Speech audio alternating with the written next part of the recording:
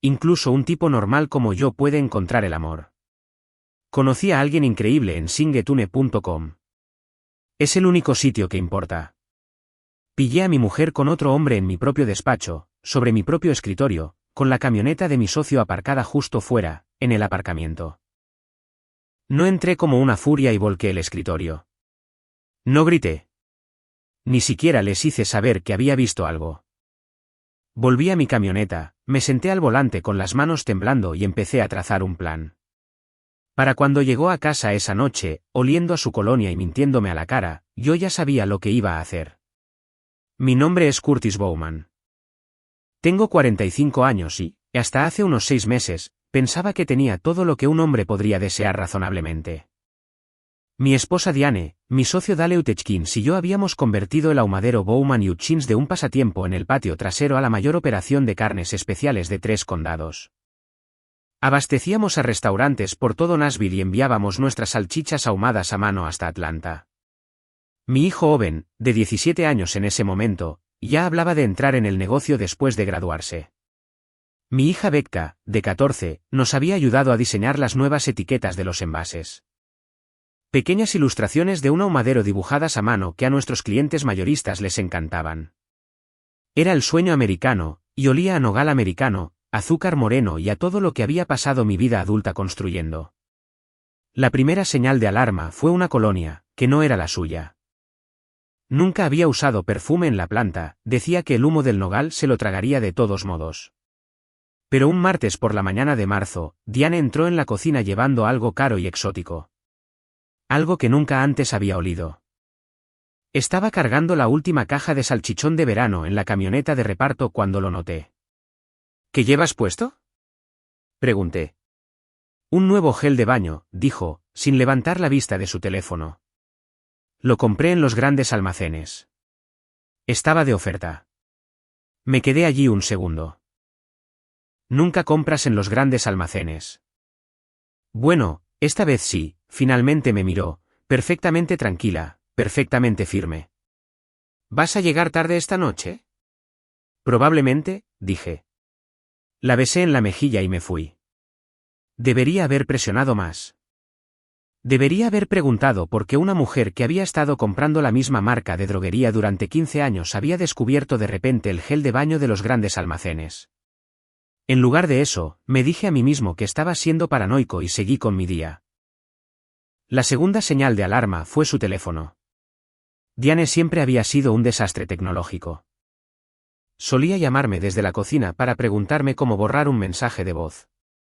De repente, estaba pegada a esa cosa como una adolescente, con los pulgares volando, la pantalla inclinada hacia otro lado cada vez que yo pasaba por allí.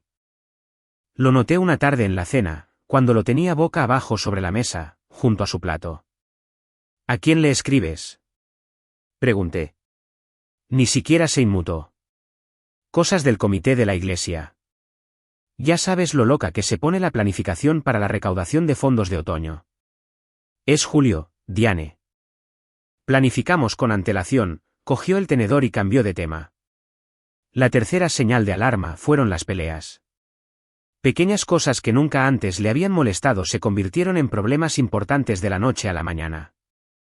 Mis botas de trabajo junto a la puerta trasera. El hecho de que llegara tarde a casa después de terminar un pedido especial de pavo ahumado para la recepción de una boda. El hecho de que yo estaba, en sus palabras, casado con el ahumadero y no con ella. Nunca estás aquí, dijo una noche después de que yo hubiera pasado 12 horas en un pedido personalizado de jamón ahumado con madera de manzano para un restaurante en Memphis. Estoy construyendo algo para nosotros, dije. Estaba cansado hasta los huesos y no me quedaba mucha paciencia. ¿Para la universidad de los niños? ¿Para nuestra jubilación? ¿De qué sirve todo eso si nunca te vemos? Pensé que estaba estresada por el último año de Owen, las solicitudes para la universidad, el futuro, todo. Pensé que estaba buscando pelea porque estaba ansiosa. No tenía ni idea de que estaba creando distancia a propósito, fabricando razones para estar enfadada y así poder justificar lo que ya estaba haciendo a mis espaldas. Si pudiera volver atrás y cambiar una cosa, no sería trabajar menos horas. Sería confiar en mi instinto aquel martes por la mañana, cuando olía a la colonia de otro hombre y me miró directamente a los ojos mientras mentía sobre un gel de baño. Porque 3 semanas después, volví a entrar en mi propia planta y vi todo lo que necesitaba ver. Era un jueves por la tarde a finales de julio. Había vuelto a la planta para coger unos contratos que había olvidado. Planeaba sorprender a Diane, quizás llevarla a ese asador que le gustaba, intentar arreglar las cosas. El aparcamiento estaba casi vacío. La camioneta de Dale estaba allí y había un sedán plateado que no reconocí. Matrícula de Tennessee. Entré por la oficina principal llamando a Dale. No hubo respuesta. La planta de producción estaba en silencio. Los ahumadores estaban apagados por el ciclo de limpieza de la tarde. Entonces oí voces desde el despacho del fondo. La voz de Diane y la risa de un hombre que no reconocí. La puerta estaba entreabierta, quizás unos 10 centímetros. Miré por ese hueco y mi cerebro dejó de funcionar durante unos 10 segundos completos. Diane estaba sentada en el borde de mi escritorio. Mi escritorio, donde firmaba contratos y planificaba pedidos y construía todo lo que teníamos, con sus piernas envueltas alrededor de un tipo con un traje caro. Se estaban besando como si llevaran años haciéndolo, lo que más tarde me daría cuenta de que probablemente era así. Sus manos estaban en el pelo de ella. Los dedos de ella trabajaban en la corbata de él. Me quedé allí. No sé qué esperaba sentir. Rabia, quizás. En lugar de eso, simplemente sentí un frío glacial. El hombre se echó hacia atrás y dijo, «Tengo que volver al hotel antes de que llame mi mujer». Su mujer. Este tipo también estaba casado. ¿Cuándo puedo verte de nuevo?, preguntó Diane. Su voz tenía una cualidad entrecortada que no había oído en años. Mañana por la noche, dijo el hombre. Mismo hotel, habitación 237. Dile a Curtis que trabajas hasta tarde con el inventario. Y ahí estaba. Había estado usando nuestro negocio como coartada. Tenía un guión, una historia. Todo un pequeño sistema montado. Esto no era un error impulsivo. Era una rutina. Me alejé de esa puerta sin hacer ruido. Mis botas de trabajo sobre el suelo de hormigón no hicieron ni un susurro. Llegué a mi camioneta, me senté en el asiento del conductor y pasé 20 minutos con las manos temblando sobre el volante, pensando en lo que iba a hacer. Podía volver a entrar. Podía llamar a un abogado. Podía lanzar a ese hijo de puta trajeado por la ventana más cercana. En lugar de eso, conduje a casa y me senté en la entrada hasta que Diane llegó 2 horas después, con un aspecto perfectamente sereno, como si acabara de volver del supermercado. Entró en la cocina, donde yo estaba sentado con una taza de café que se había enfriado 1 hora antes. «Has llegado pronto a casa», dijo. «Terminé las entregas antes de lo previsto», dije. Observé su rostro. Ni un solo tic. Abrió el frigorífico. «Mañana voy a trabajar hasta tarde». Dale quiere reorganizar el sistema de inventario. La mentira salió de su boca suave como la seda. Casi lo admiré. Casi. «Te llevaré la cena», dije. «No te molestes», dijo rápidamente. «Probablemente pediremos pizza». ¿Pizza? En cualquier hotel en el que se alojara este tipo, habitación 237. Esa noche, me acosté en mi lado de la cama mirando al techo mientras Diane dormía a mi lado como si no tuviera ninguna preocupación en el mundo. Y por primera vez en 22 años de matrimonio, empecé a construir mi estrategia de salida. Tenía unas 72 horas para ejecutar la decisión más importante de mi vida.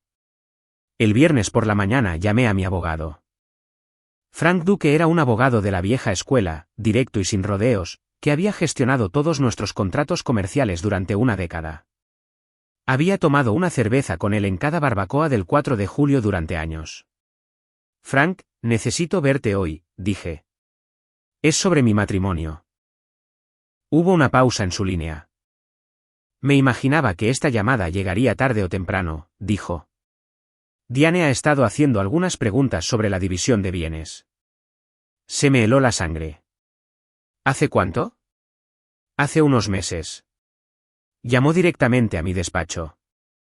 Le dije que necesitaría su propia representación. Lo había estado planeando durante más tiempo de lo que pensaba. No era una mujer teniendo una aventura y esperando lo mejor. Era una mujer que estaba preparando un caso. Esa tarde, me senté en el despacho de Frank y recibí un curso intensivo sobre la ley de divorcio de Tennessee. El ahumadero valía cerca de $2 millones. Como el nombre de Diane estaba en los papeles del negocio, podía reclamar la mitad de todo.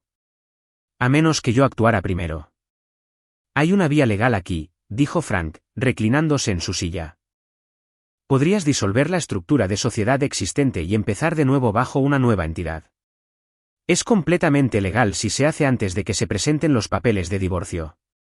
Y los niños, eso es más complicado. A los tribunales no les gusta cuando uno de los padres traslada a los hijos sin previo aviso. Pero si los niños expresan una preferencia clara y tienen la edad suficiente para hacerlo de manera creíble, eso tiene peso. Conduje a casa con el esbozo de un plan. No un plan cualquiera, sino un reinicio completo. Nuevo estado, nuevo negocio, nueva vida. Y lo iba a hacer de forma limpia, legal y de una manera que dejara a Diane exactamente con lo que ella había elegido. Esa noche, después de que ella se fuera a su supuesta reunión de inventario, me senté con Owen y Becca en la mesa de la cocina. Necesito hablar con vosotros sobre algo serio, dije. Owen levantó la vista de sus deberes. Siempre ha sido muy avispado. Leyó mi cara y dejó el lápiz. ¿Qué ha pasado? Vuestra madre y yo tenemos problemas que no se pueden arreglar, dije. No voy a mentiros sobre eso. Los ojos de Becca se llenaron de lágrimas inmediatamente. ¿Os vais a divorciar? Probablemente. Sí. Pero necesito que sepáis que, pase lo que pase, voy a cuidar de vosotros. Eso no cambia. ¿A dónde iríamos? Preguntó Owen. A Montana. El tío Roy tiene ese rancho allí arriba, 3.000 acres. Lleva 2 años pidiéndome que vaya a ayudarle a montar una operación de procesamiento especializado. He estado diciendo que no por el ahumadero, pero ya he terminado de decir que no. La conversación duró 2 horas. No les conté lo que había visto a través de la puerta de la oficina.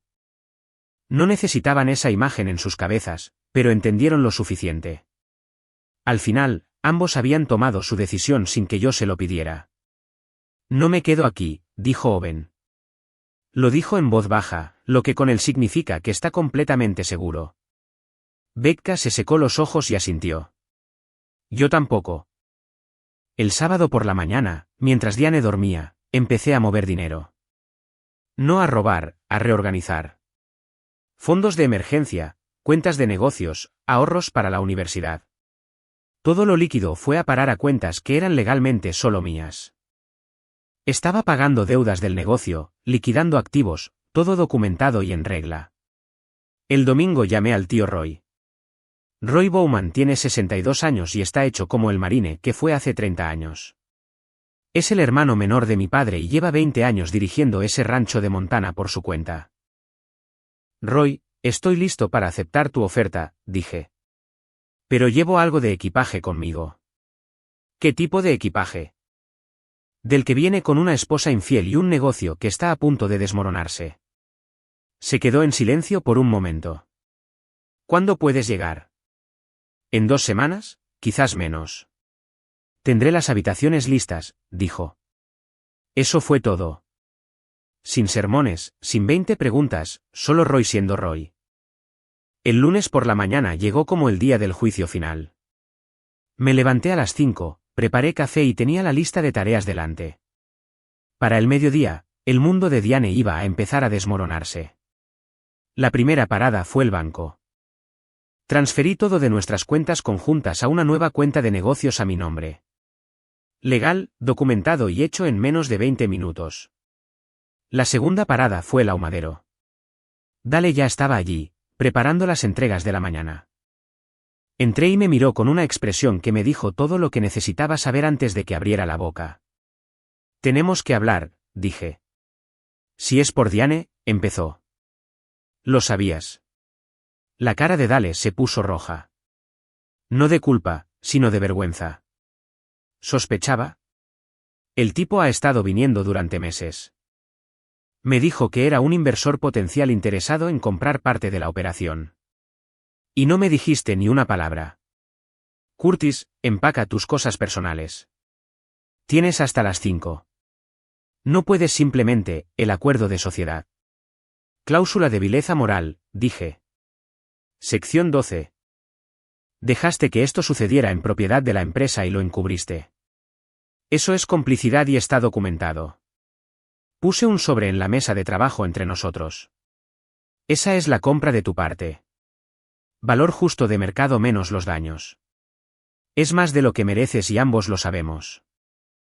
Miró el sobre durante un largo momento. Luego lo cogió y caminó hacia su despacho sin decir una palabra más. La tercera parada fue la casa. Hice 3 maletas con lo esencial, cargué mi camioneta con álbumes de fotos, documentos importantes y las cosas que realmente importaban. Dejé una nota en la encimera de la cocina. Diane, para cuando leas esto, los niños y yo nos habremos ido. Tomaste tu decisión. Ahora vive con ella. No intentes encontrarnos. Curtis. La cuarta parada fue la escuela. Me reuní con el director, le expliqué que nos mudábamos por circunstancias familiares y solicité el traslado inmediato de los expedientes. Owen y Becca esperaban fuera con sus maletas. Becca me miró cuando salí. ¿De verdad estamos haciendo esto? De verdad estamos haciendo esto, dije. Nueva vida, nuevo comienzo. Vámonos. A las 3 de la tarde, estábamos en la enero del 40 oeste con las montañas de Tennessee haciéndose pequeñas en mi espejo retrovisor. Mi teléfono empezó a sonar alrededor de las 4. Lo dejé pasar al buzón de voz.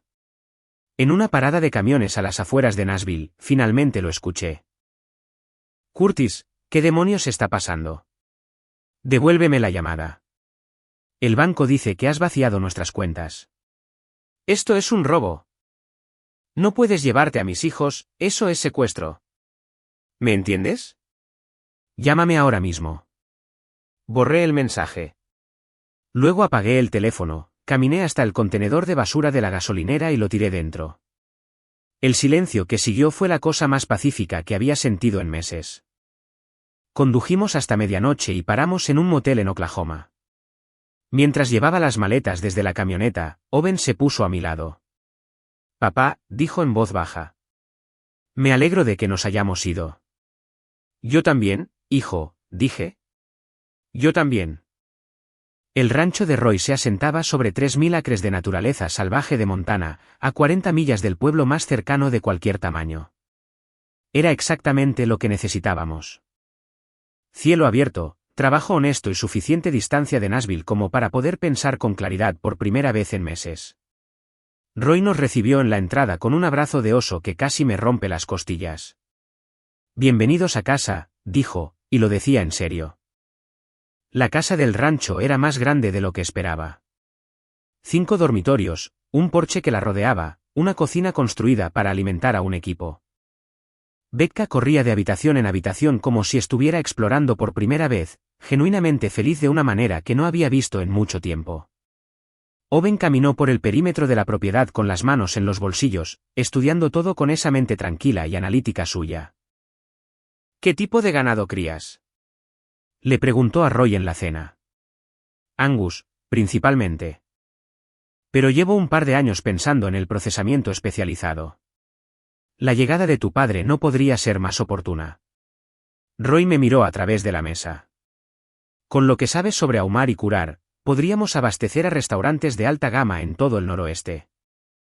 Esto podría ser más grande que lo que tenías en Tennessee. Esa noche, me senté en el porche con una taza de café y miré un cielo lleno de estrellas que había olvidado que existían. El silencio aquí fuera era diferente del silencio de los secretos y las mentiras.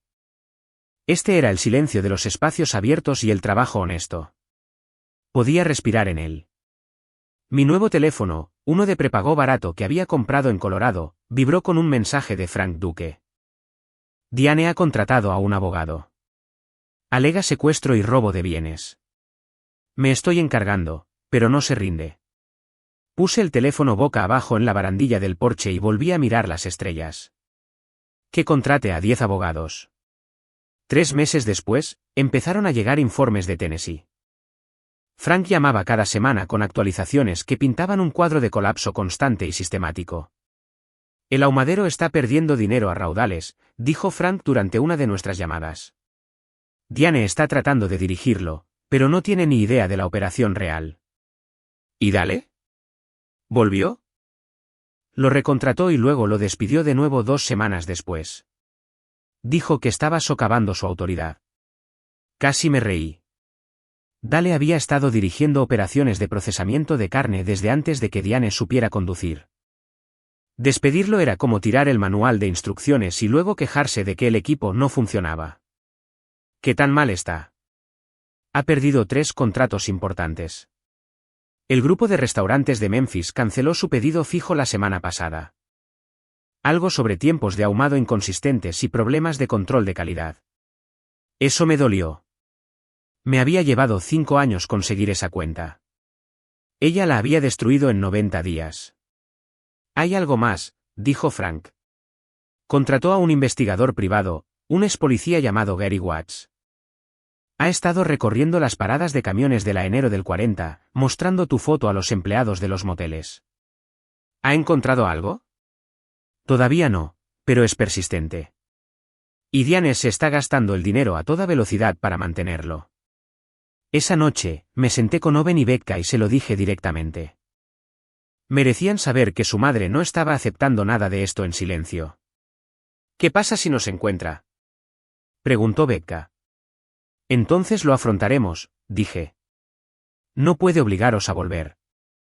Ambos sois lo suficientemente mayores como para decirle a un juez dónde queréis vivir. No voy a volver, dijo Owen. Firme, definitivo, como si estuviera leyendo una medida en un medidor. Yo tampoco, dijo Becca. Ella tomó su decisión cuando te engañó. Esa fue su elección, no la nuestra. Su lealtad lo significaba todo para mí. Pero podía ver la tensión detrás de sus ojos. Estaban cansados de mirar por encima del hombro. Todos lo estábamos. 2 semanas después, sucedió. Estaba trabajando en el granero de procesamiento con el capataz de Roy cuando Roy apareció en la puerta con una expresión que nunca le había visto. Dalton, dijo. Siempre me llamaba Dalton cuando algo era serio. Tenemos visita en la casa. ¿Qué tipo de visita? Una mujer que dice ser tu esposa. Y un hombre con una placa. Me limpié las manos en el delantal y subí a la casa. Diane estaba de pie en el porche, con un aspecto más viejo y delgado de lo que recordaba. Llevaba el pelo más corto. Su ropa era más cara, comprada con el dinero del negocio que estaba dilapidando. El hombre a su lado era alto y sin sentido del humor, con el tipo de bigote que prácticamente anunciaba fuerza del orden a 30 metros de distancia. Hola, Curtis, dijo Diane. Su voz era firme, pero sus ojos reflejaban desesperación. Diane, dije. Me detuve al pie de los escalones del porche. Este es el detective Haskell de la oficina del sheriff del condado de Hamilton, dijo. Tiene algunas preguntas sobre vuestra reubicación. El detective dio un paso adelante. Señor Bowman, necesito preguntarle sobre las circunstancias que rodearon su partida de Tennessee. Hay acusaciones de secuestro parental y apropiación indebida de bienes gananciales. Miré a Diane por un momento. La vi con claridad, una mujer que preferiría quemarlo todo antes que admitir que se había equivocado. Detective, dije, me gustaría llamar a mi abogado. Mi abogada de Montana, una mujer brillante llamada Carol Finch, llegó en menos de 1 hora. Nos sentamos alrededor de la mesa de la cocina de Roy, yo, Carol, el detective Haskell y Diane, y lo repasamos todo. Señor Bowman, dijo Haskell, ¿notificó a su esposa antes de mudarse con los niños?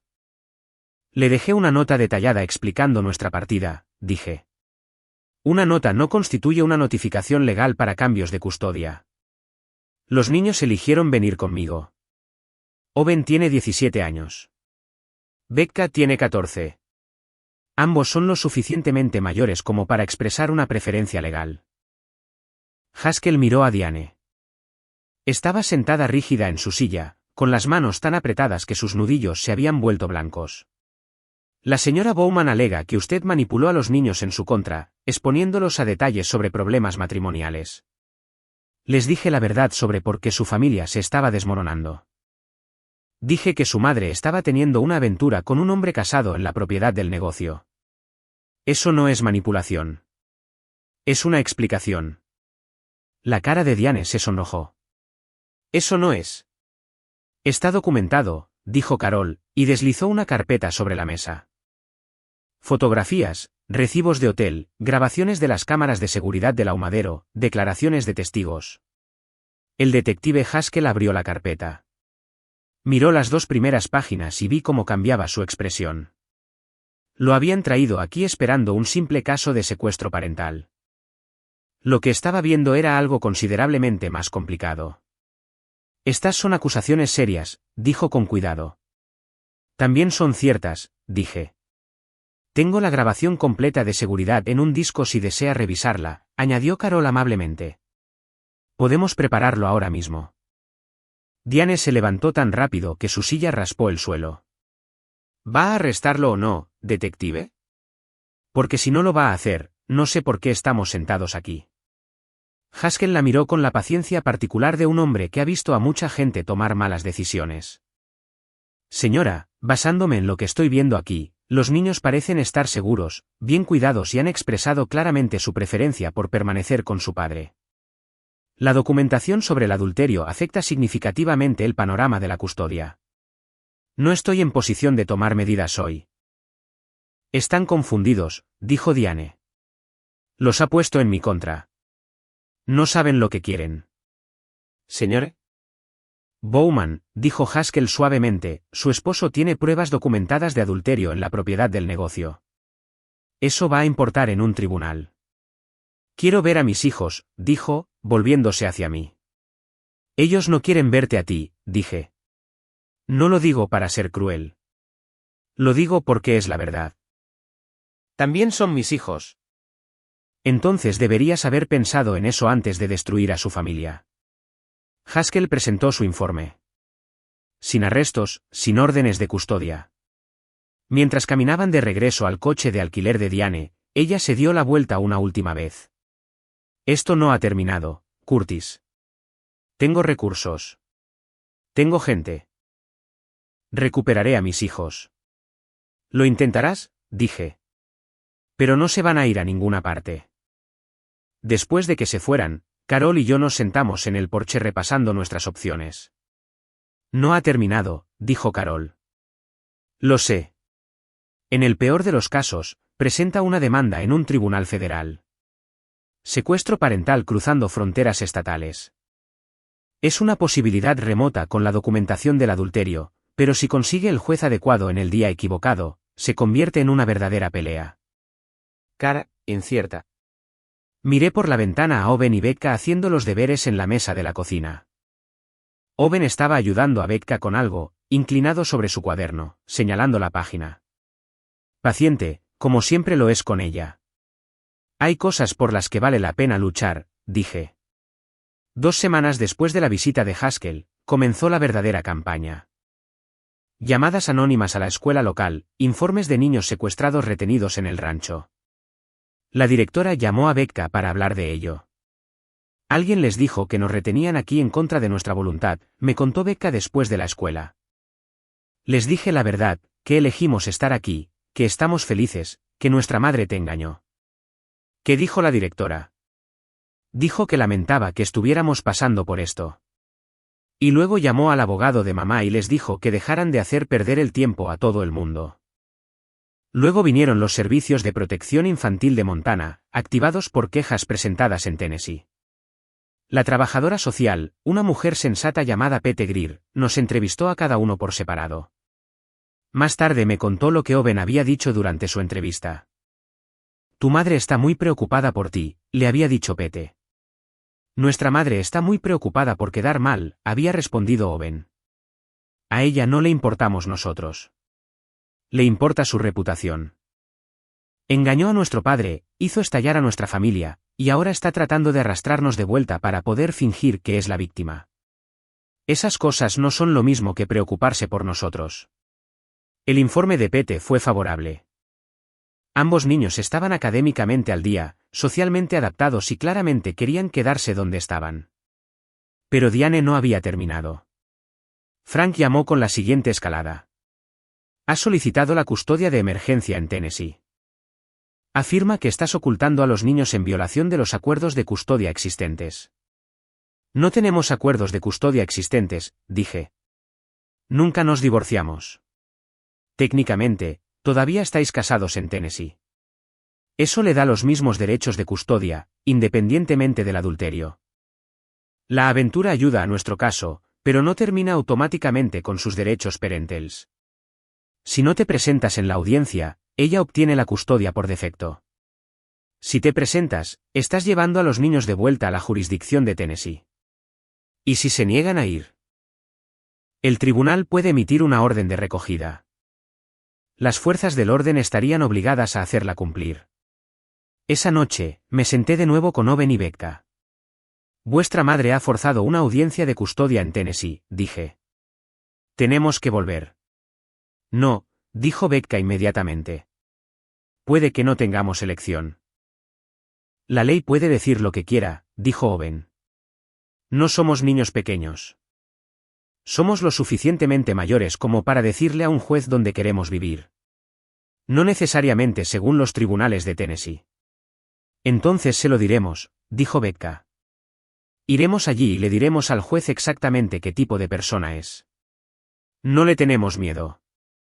Estaba orgulloso de ellos. También estaba preocupado por ellos.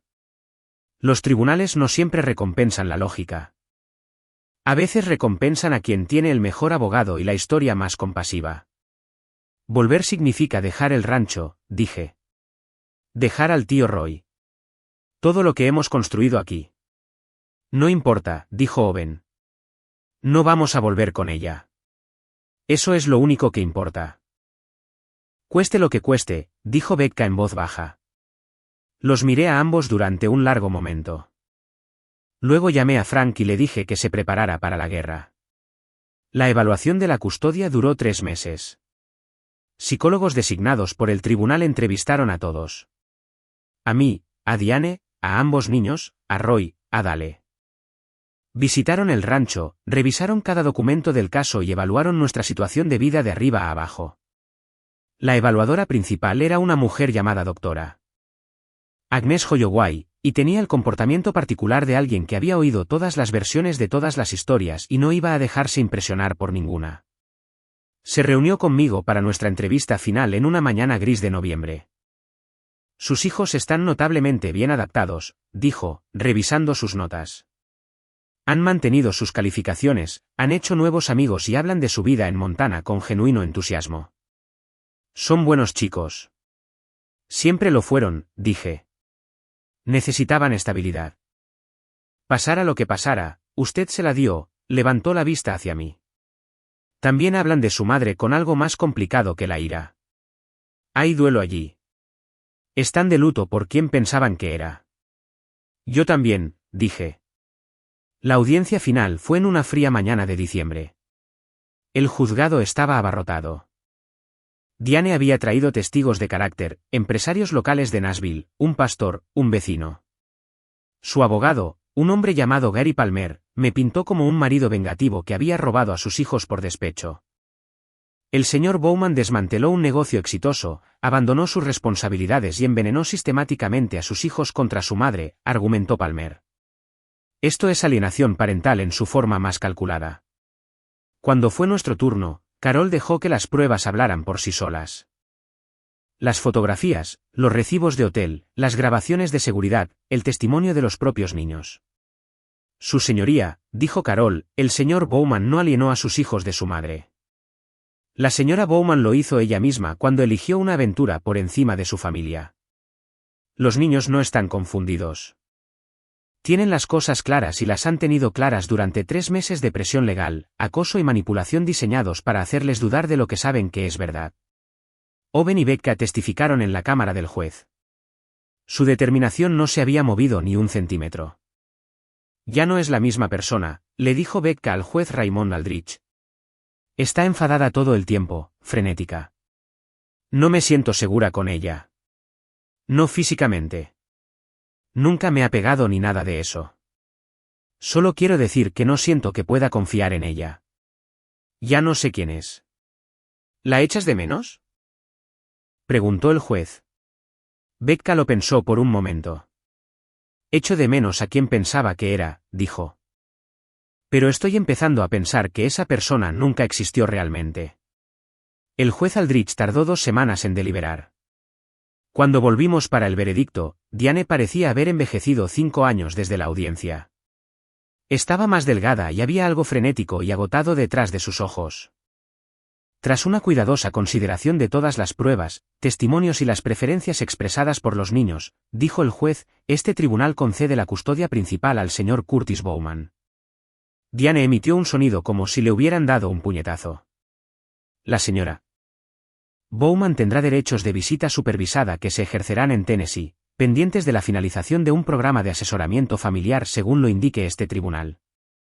Su señoría, objetó Palmer de inmediato. Las visitas supervisadas son una medida extrema. La conducta de la señora Bowman durante estos procedimientos ha sido preocupante, dijo el juez. La campaña de acoso, los informes anónimos a la escuela, las quejas a los servicios de protección infantil presentadas sin base fáctica. La supervisión está justificada. Se levanta la sesión. Mientras salíamos del juzgado, Diane me alcanzó en las escaleras. Curtis, su voz se quebró.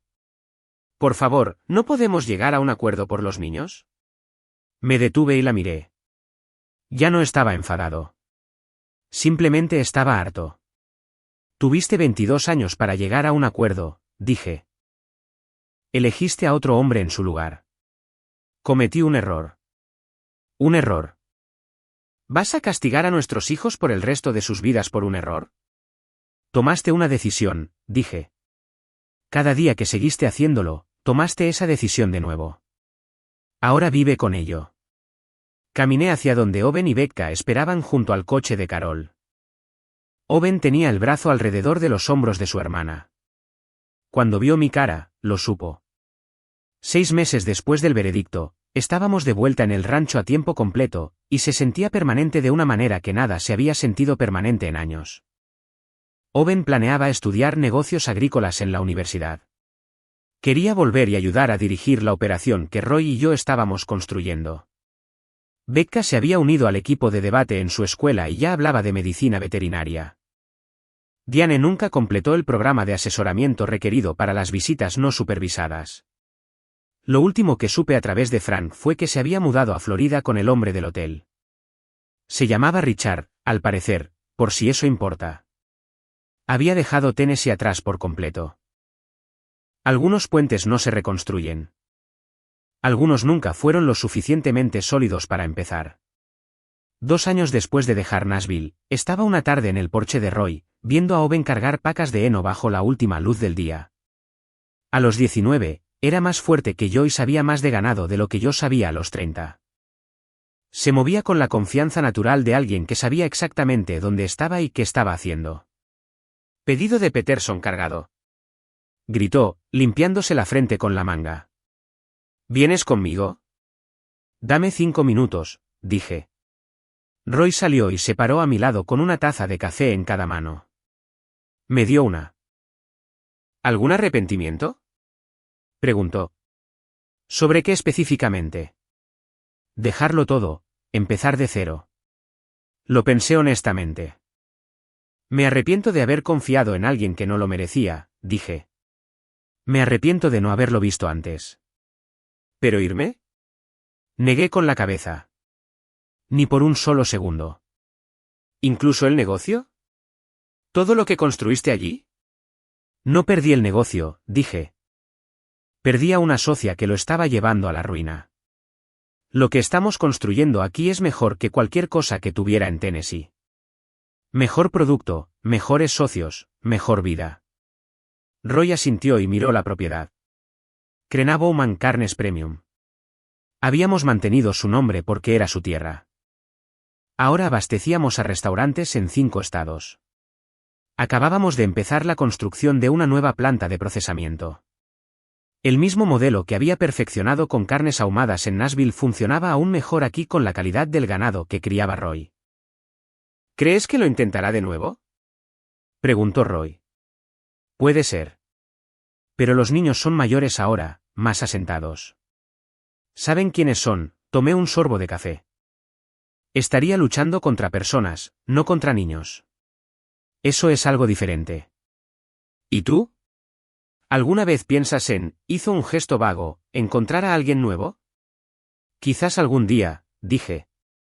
Cuando los niños estén en la universidad y las cosas estén más tranquilas. Pero ahora mismo, esto es suficiente. Y lo era. Esa era la pura verdad. Habíamos construido algo sólido aquí. No solo un negocio, sino una vida basada en la honestidad y el trabajo duro y en la comprensión de que las personas que te rodean son el sentido de todo. Esa noche, los tres nos sentamos alrededor de la mesa de la cocina de Roy, planeando el trabajo de la semana siguiente. Owen tenía su cuaderno fuera, repasando los horarios de entrega. Becca estaba haciendo los deberes en el otro extremo de la mesa, levantando la vista de vez en cuando para añadir algo a la conversación. La orientadora quiere saber sobre las visitas a las universidades esta primavera, dijo, sin levantar la vista de su libro de texto. Haz una lista, dije. Las visitaremos todas, incluso las caras. Especialmente las caras. Te lo has ganado.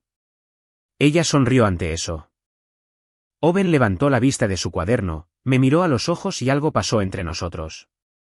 La comprensión particular de dos personas que han pasado por algo difícil juntas y han salido intactas del otro lado.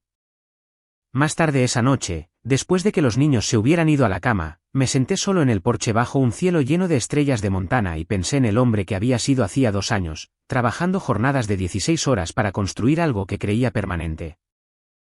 Casado con una mujer que creía conocer. Ese hombre había sido fuerte, pero ciego a las cosas que tenía justo delante. Este hombre era más fuerte, y podía ver perfectamente. A veces, lo mejor que te puede pasar es perder todo lo que creías que querías. Te quita todo el ruido de en medio y te obliga a descubrir lo que realmente necesitas. Lo que había necesitado todo el tiempo estaba aquí mismo. Estos chicos, este trabajo, esta vida honesta. Solo necesitaba que Diane lo hiciera estallar todo para poder verlo con claridad.